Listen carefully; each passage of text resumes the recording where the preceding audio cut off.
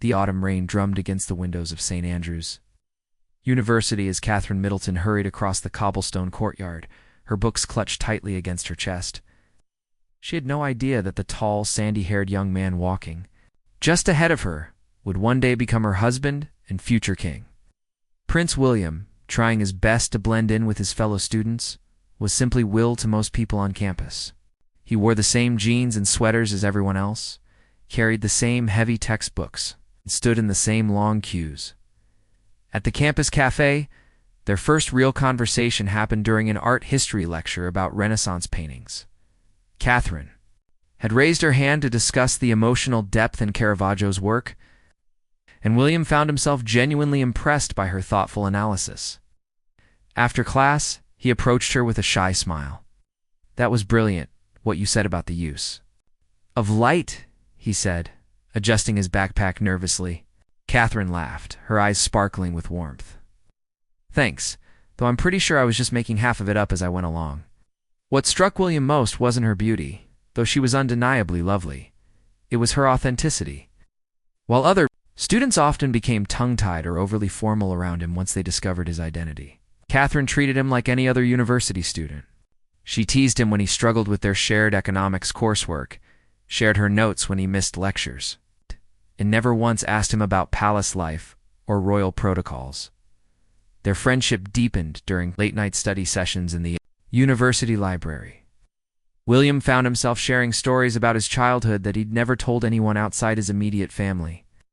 He spoke about the pressure of knowing his entire life was mapped out before him, about missing his mother terribly, and about his fears of disappointing the nation.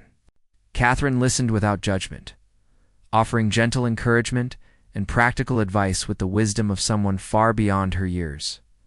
One evening, as they walked along the windswept beaches of St. Andrews, William realized something had fundamentally shifted.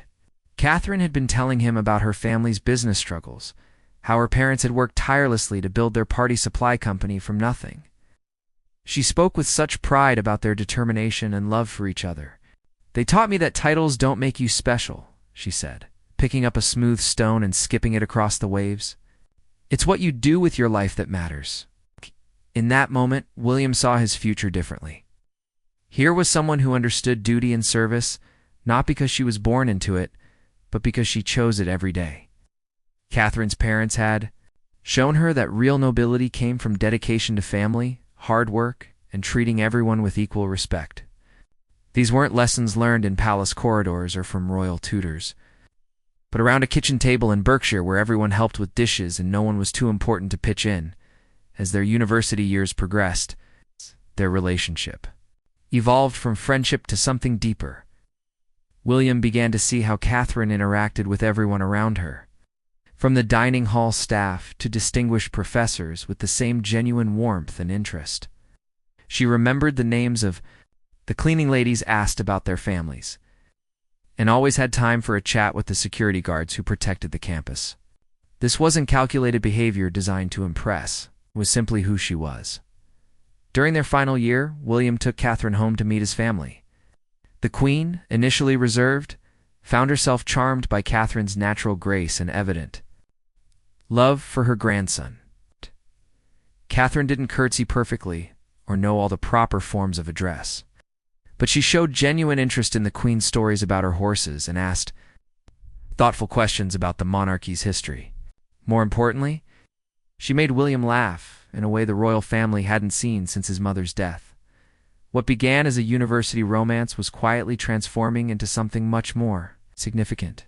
Catherine wasn't just falling in love with a prince, she was falling in love with a young man who was learning to see his royal destiny not as a burden, but as an opportunity to serve. And William wasn't just falling in love with a commoner. He was falling in love with someone who would teach him that the most powerful crown jewel isn't made of diamonds and gold, but of genuine human connection. Their love story was already becoming something the British people could believe in, though they didn't know it yet. In the quiet moments between lectures and the laughter shared over cheap student meals, the future Prince and Princess of Wales were learning the most important lesson of their lives: that real royalty isn't about being above the people, it's about being genuinely connected to them. This connection would become the foundation of everything they would build together in the years to come. The news of their relationship broke like a thunderclap across Britain in 2004. Suddenly, Catherine Middleton found herself thrust into the unforgiving glare of the media spotlight. Photographers camped outside her London flat followed her to work and analyzed every outfit choice and facial expression. The tabloids dubbed her Weighty Katie, suggesting she was simply biding her time until William proposed. The nickname stung, but Catherine handled the pressure with remarkable composure. William watched with growing anger as the media harassment intensified. He remembered all too well how the paparazzi had hounded his mother, and he was determined not to let history repeat itself. His protection officers worked overtime to ensure Catherine's safety, but they couldn't shield her from the constant scrutiny. Every public appearance became a calculated risk. Every private moment potentially exposed to millions of strangers.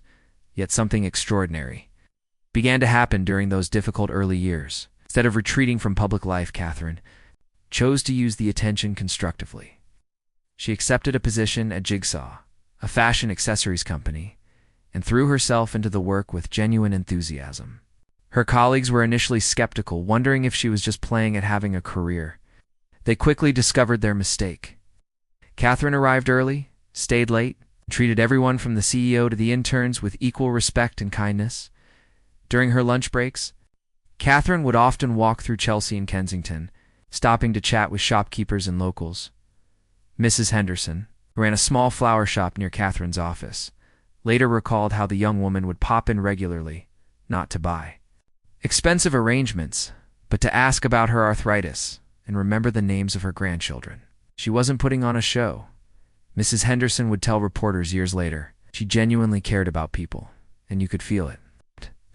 Relationship faced its first major test in 2007 when William and Catherine briefly separated. The pressure of royal expectations, combined with William's military training schedule and the relentless media attention, had taken its toll. The breakup made international headlines, with speculation running wild about the reasons behind their split. What the public didn't see were the quiet conversations between two young people trying to figure out if their love could survive the unique challenges they faced. During their time apart, both William and Catherine gained valuable perspective. William realized that Catherine wasn't just someone he loved. She was someone who made him a better person and a better future king. Her absence from royal events was immediately noticeable. The easy warmth she brought to official functions, her ability to connect with people from all walks of life, and her steadying influence on William were suddenly gone. Palace staff, who had grown fond of her unpretentious manner and genuine interest in their welfare, missed her presence. Catherine, meanwhile, used the separation to strengthen her own identity outside of her relationship with William. She continued her charitable interests, quietly volunteering with organizations that supported disadvantaged children. She didn't seek publicity for these activities. In fact, she often requested that her involvement be kept private. At a children's hospital in London, she would arrive without fanfare, read stories to young patients, and help overwhelmed parents navigate the complex medical system. One particular incident during this period would later become legendary among hospital staff. A young boy named Jamie, recovering from a serious operation, had been refusing to eat or engage with anyone. When Catherine arrived for one of her regular visits, she sat by his bedside and began talking about her own childhood, fears of hospitals. She shared stories about her younger siblings, Pippa and James, and how they used to play elaborate games to cheer each other up when someone was ill. Slowly, Jamie began to smile, then laugh, and finally started eating his dinner. The reconciliation between William and Catherine in 2008 was as quiet as their separation had been public. They had both grown during their time apart and were now more certain than ever that they were meant to face the future together. Their renewed relationship had a different quality, deeper and more purposeful. They began to appear together at more official events, with Catherine's confidence and natural grace becoming increasingly evident at a charity gala for homeless youth.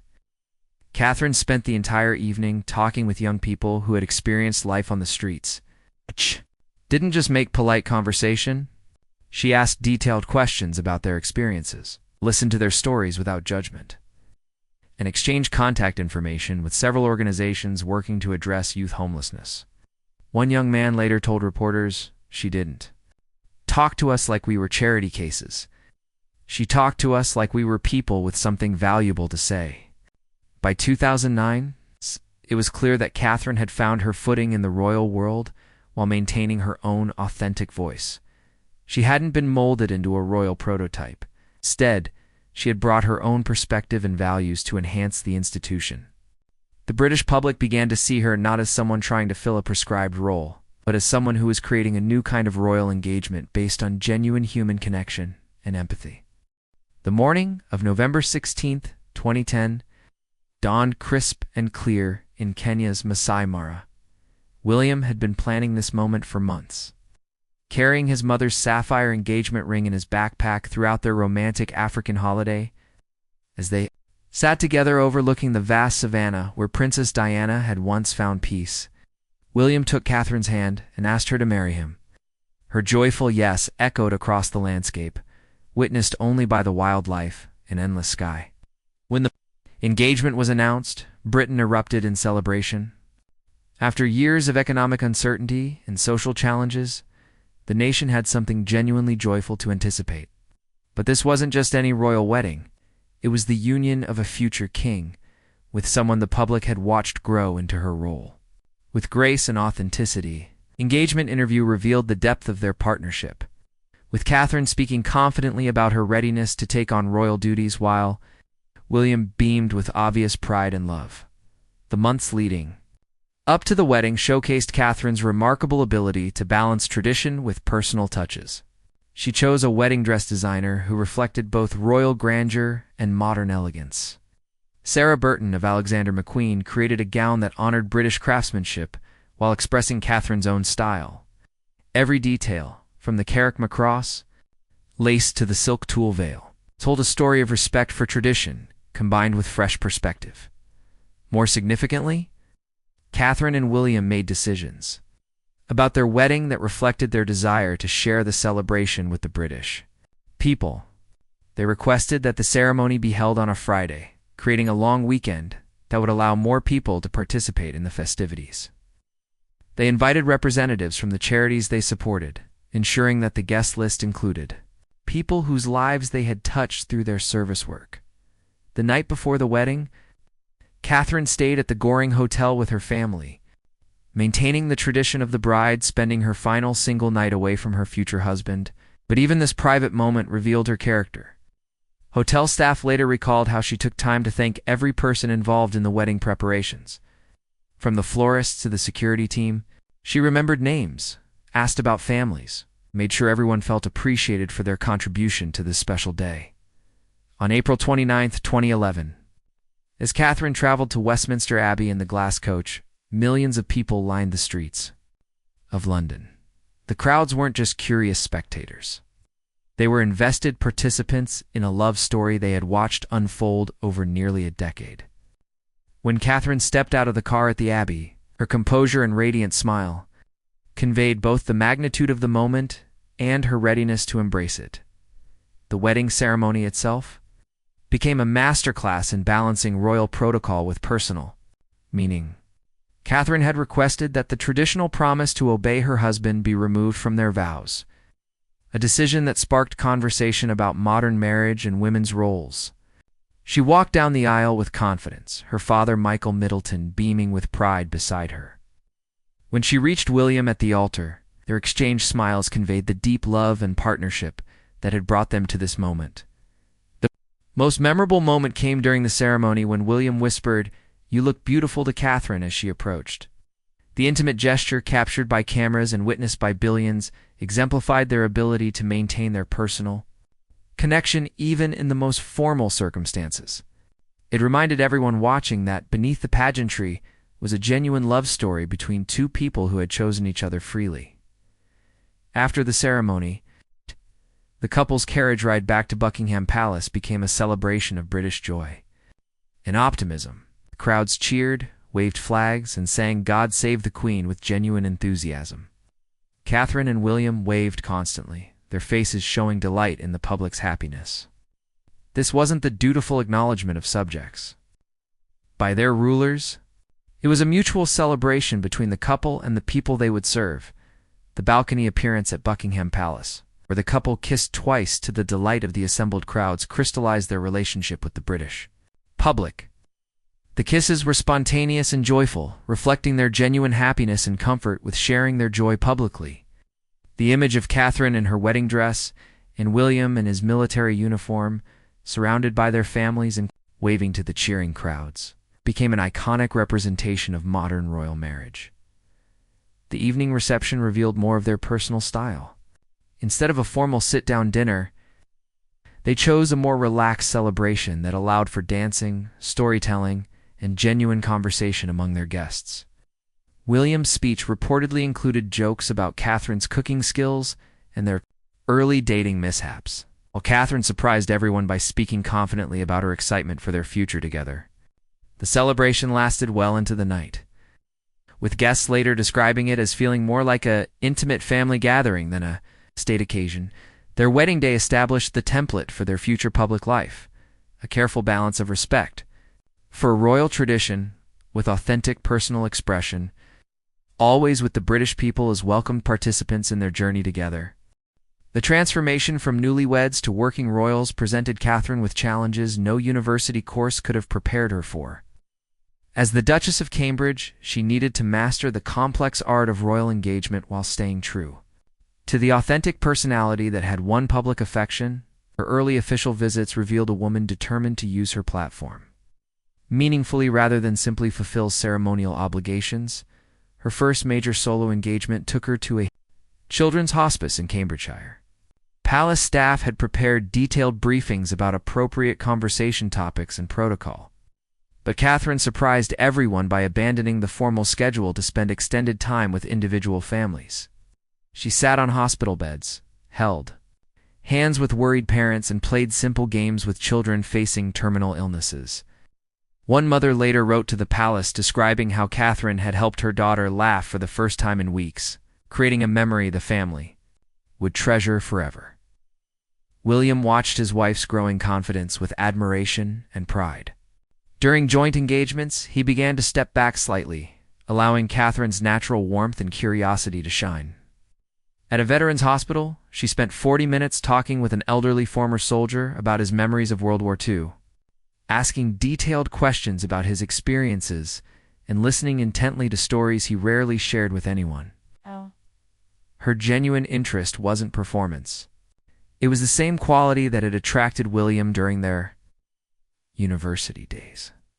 The couple's decision to make their primary residence Anglesey, where William served as an RAF search and rescue pilot, demonstrated their commitment to experiencing real life outside royal circles. Catherine threw herself into the local community with enthusiasm that surprised even longtime residents.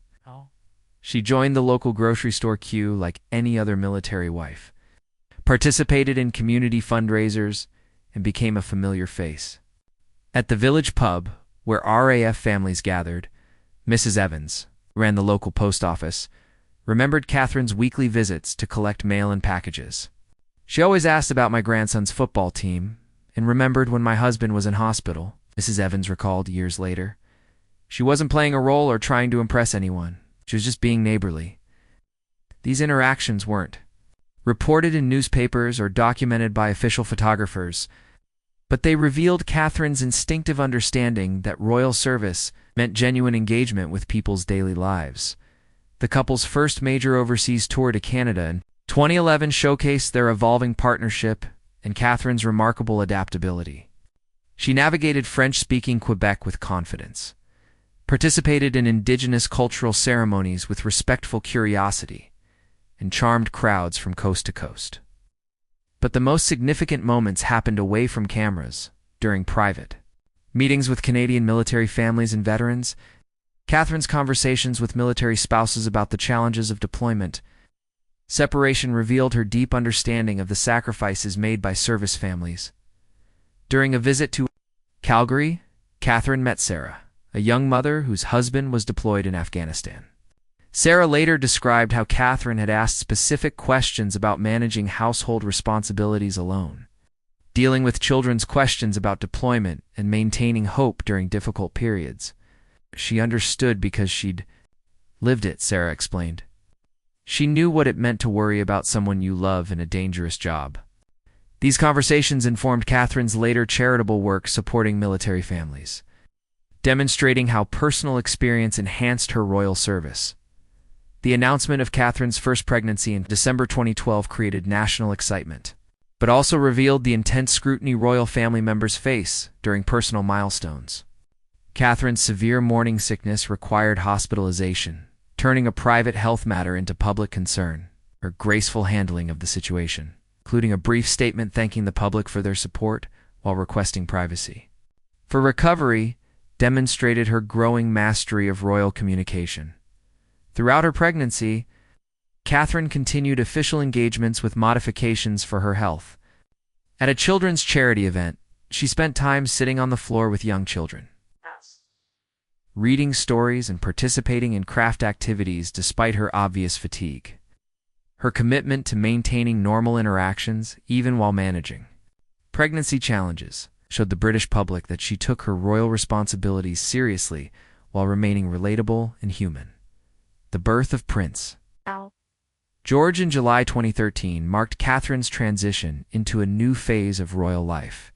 Her decision to appear outside the hospital just hours after giving birth, looking composed and radiant in a polka dot dress that paid tribute to Princess Diana, created an iconic moment. But more significantly, her brief comments to the press revealed her priorities: gratitude for public support, excitement about parenthood, and acknowledgement of the medical staff who had cared for her. The early months of George's life provided glimpses into Catherine and William's determination to balance royal duties with normal family experiences. They chose to spend extended time at Catherine's family home in Berkshire, allowing George to bond with his maternal grandparents. Catherine was frequently photographed pushing George's prom through local parks, stopping to chat with other parents and dog walkers. These weren't staged photo opportunities. They were authentic moments of a new mother embracing the ordinary joys of parenthood. Catherine's approach to motherhood reflected her broader philosophy of royal service, maintaining dignity and fulfilling obligations while staying connected to real human experiences. She continued charitable work but adjusted her schedule to prioritize family time. When she did appear at official events, she often spoke about early childhood development and family support services, using her personal experience to inform her public advocacy. The British people could see that she wasn't just playing this role of royal mother. She was living it authentically while using her platform to support other families. By 2015, Catherine had evolved from the nervous young woman thrust into royal life to a confident advocate for causes close to her heart. Her decision to focus on early childhood development wasn't just a convenient royal patronage. It reflected deep personal conviction informed by extensive research and genuine concern for society's most vulnerable members. She spent months visiting experts, reading academic studies, and observing programs across Britain. Before publicly committing to this focus area, her first major speech on early childhood development at the Royal College of Obstetricians and Gynecologists revealed the depth of her preparation and passion. Speaking without notes for significant portions of her address, Catherine articulated complex concepts about brain development and social policy with clarity and authority. The audience of medical professionals and researchers was impressed not just by her poise, but by her substantive understanding of the issues. This wasn't ceremonial royal involvement. It was informed advocacy from someone who had done her homework. The launch of her 5 Big Questions survey about early childhood represented Catherine's innovative approach to royal engagement. Rather than simply lending her name to existing initiatives, she wanted to understand what British families actually needed. The survey reached over 500,000 people, making it one of the largest consultations about childhood ever conducted in the UK. Catherine personally reviewed thousands of responses, often staying late at Kensington Palace to read parents' stories and concerns. during visits to respond to survey findings. Catherine's authentic engagement with families became legendary among those who witnessed it. At a children's center in Cardiff, she arrived to find a toddler having a complete meltdown while his embarrassed mother tried to console him. Instead of being whisked past the scene, Catherine knelt down to the child's level and began speaking softly about her own children's challenging moments. Within minutes, the little boy had calmed down, and his mother was in tears of gratitude. She just understood, the mother later told local reporters. She didn't judge or rush past. She'd help like any other mom would. The couple's growing family brought new dimensions to their public service. Princess Charlotte's birth in 2015 and Prince Louis's arrival in 2018 provided opportunities to demonstrate modern royal parenting while maintaining connection with ordinary families. Catherine's choices. From using a high-street baby carrier to organizing birthday parties in public parks, showed British parents that royal children could experience normal childhood milestones despite their unique circumstances. During a visit to a primary school in London, Catherine encountered Emma, a single mother struggling to balance work and childcare responsibilities. Instead of the brief conversation expected during official visits, Catherine spent 20 minutes discussing practical solutions, sharing resources, and listening to Emma's challenges without judgment. 6 months later, Catherine quietly arranged for Emma to receive support from a charity she patronized. Emma only discovered the connection years later when she volunteered for the same organization and learned about Catherine's behind-the-scenes involvement. The mental health campaign Heads Together, launched with William and Prince Harry, showcased Catherine's evolution into a senior royal advocate. Her personal contributions to the campaign went far beyond ceremonial support. She participated in extensive planning meetings, contributed to messaging strategies, and insisted on including diverse voices in campaign materials. Her appearances at campaign events revealed someone completely comfortable discussing complex emotional topics with people from all backgrounds. At a Heads Together event for emergency responders, Catherine spent the entire evening moving from group to group, listening to stories about trauma, stress, and resilience. A paramedic named David later described how she had asked detailed questions about dealing with difficult calls, managing family relationships while processing traumatic experiences, and finding professional support when needed. She wasn't there for photos, David explained. She was there to understand and learn. You could tell she really cared about finding solutions. Catherine's international tours during this period demonstrated Britain's soft power through authentic cultural exchange. During a visit to India and Bhutan, she participated in local customs with respect and enthusiasm, while using every opportunity to learn about regional challenges and solutions. Her visit to a school in Mumbai, where she sat cross-legged on the floor learning about innovative teaching methods, created lasting impressions among educators who had expected a more formal royal interaction. The tour of Pakistan in 2019 proved Catherine's remarkable growth as a royal representative. Navigating complex political and cultural sensitivities, she managed to connect with people across diverse communities while avoiding any diplomatic missteps. Her visit to a girls' school in Islamabad, where she spoke passionately about education equality, inspired students and teachers while reinforcing Britain's commitment to international development goals. Throughout these years, Catherine's relationship with the British media evolved from defensive caution to confident professionalism. She learned to use press attention strategically to highlight causes she supported while maintaining boundaries around family privacy. Her Christmas carol service at Westminster Abbey, broadcast nationally, became an annual tradition that showcased her ability to blend personal faith, public service, and national celebration in a way that resonated across diverse communities. Behind the scenes, palace staff noticed Catherine's growing influence on royal operations. She pushed for more substantive engagement during official visits, insisted on meeting with frontline workers rather than just senior officials, and frequently extended planned meetings when she encountered compelling stories or important issues. Her approach influenced William's working style and contributed to the couple's reputation for meaningful rather than merely ceremonial royal service. By the end of the decade, Catherine had established herself as someone who honored royal traditions, while modernizing their application for contemporary Britain. Her success came not from abandoning the authentic personality that had initially attracted William, but from channeling those qualities into effective public service that genuinely improved people's lives.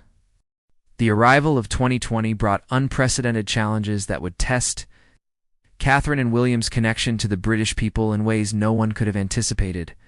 When the COVID-19 pandemic forced the nation into lockdown, the royal family faced a unique crisis: how to maintain their role as sources of comfort and unity when traditional public engagement became impossible. Catherine and William's response revealed the depth of their understanding about modern royal service and their genuine commitment to supporting their people during the darkest of times. Within days of the first lockdown announcement, Catherine was on the phone with leaders of organizations supporting vulnerable families. She didn't wait for official protocols or palace guidance. She immediately began reaching out to understand how the pandemic was affecting the communities she had spent years getting to know.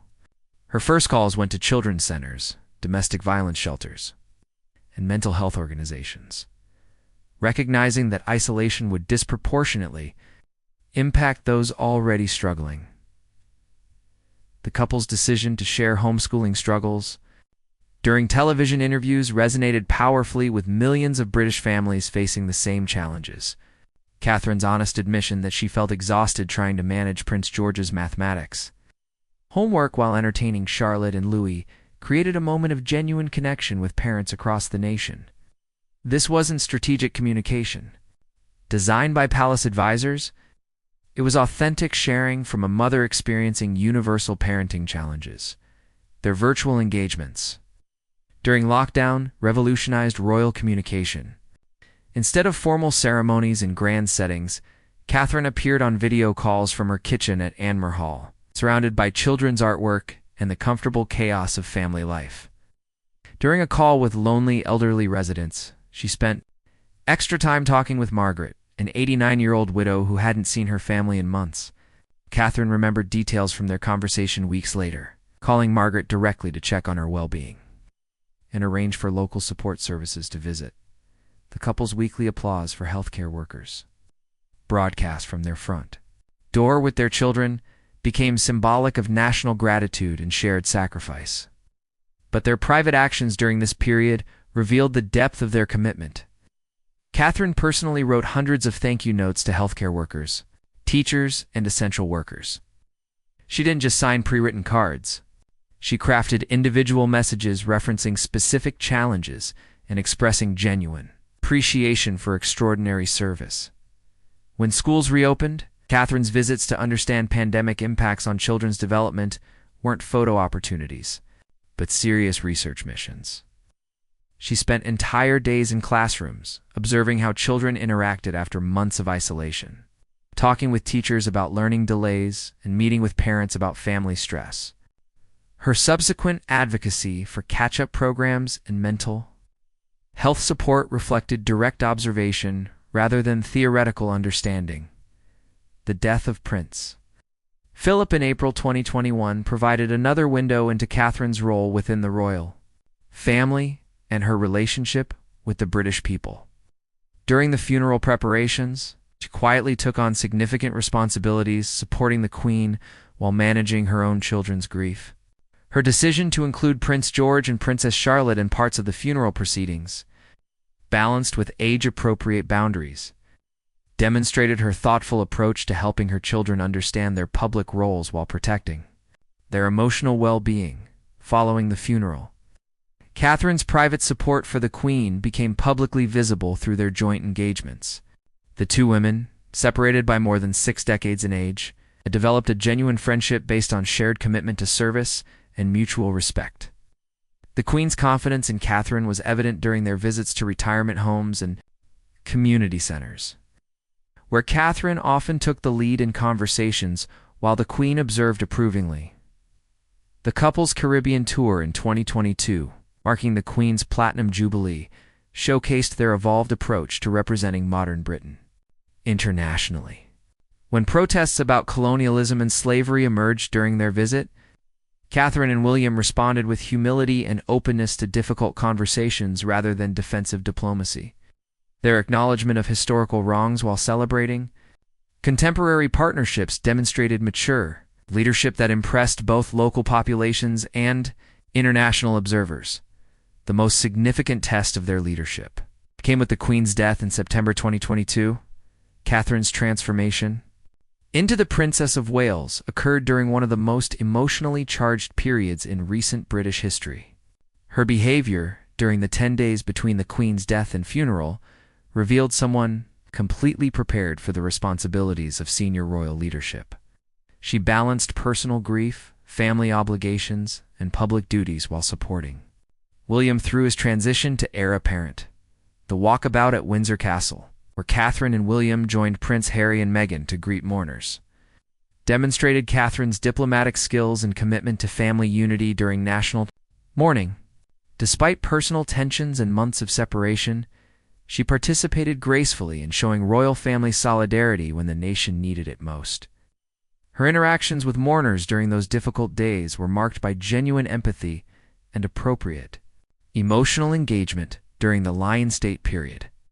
Catherine's decision to bring George and Charlotte to see their great-grandmother one final time, while shielding them from overwhelming public attention, showed her sophisticated understanding of balancing family needs with public expectations.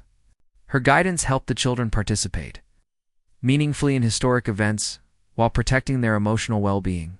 As Princess of Wales, Catherine has embraced expanded responsibilities while maintaining the authentic approach to public service that first endeared her to the British people.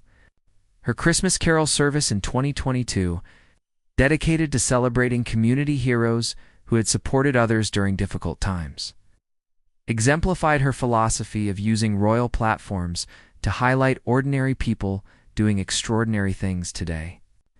Catherine and William's relationship with the British people represents an evolved model of constitutional monarchy that honors tradition while embracing contemporary values. Their connection to the nation isn't based on distant reverence or ceremonial obligation, but on genuine partnership in addressing shared challenges and celebrating common achievements. They have proven that modern royalty can maintain dignity and purpose while staying authentically connected to the people they serve, creating a template for monarchy that feels both timeless and thoroughly relevant to 21st century Britain.